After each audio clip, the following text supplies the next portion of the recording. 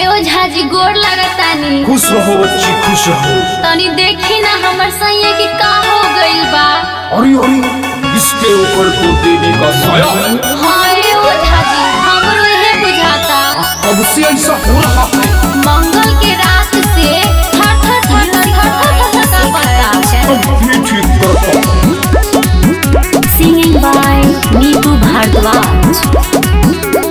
ओ झाजी कवनो लगाइले नजर हो, सुइया दवाई न करी असर हो। ओ झाजी कवनो लगाइले नजर हो, सुइया दवाई न करी असर हो। हमरा सैया के दे दी जंतर, कोनो मारी न मंतर। ओही में पढ़ दी काली कलंतर, कोनो मारी न मंतर। हमरा सैया के दे दी जंतर, कोनो मारी न मंतर। ओ दिन दिन भट स्वाहा। ओ दिन दिन भट स्वाहा।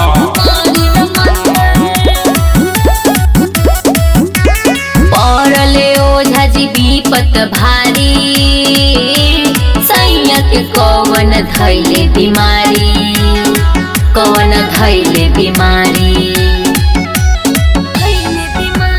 पड़ले ओझा जी विपत भारी, सैया के कौन धैले बीमारी, कौन धैले बीमारी। जाए कहूँ ना कदी जादू टोना, दिन दिन भट स्वाहा।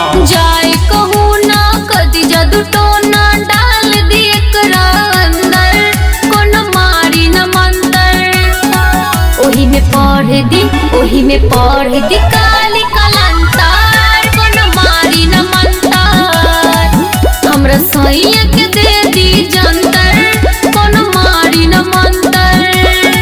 काली कलकत्ते वाली तेरा वचन न जाए खाली। ओ जी हाँ स्वाहा। Singing by Neetu Bhardwaj.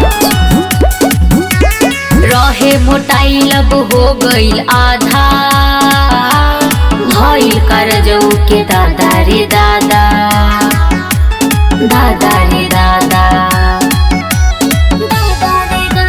रहे मोटाई लब हो गइल आधा, भइल करजऊ के दादा रे दादा, दादा रे दादा। शेखर मुकेश कही का विशेष, देखी न सूख एकदम पातर हो गई।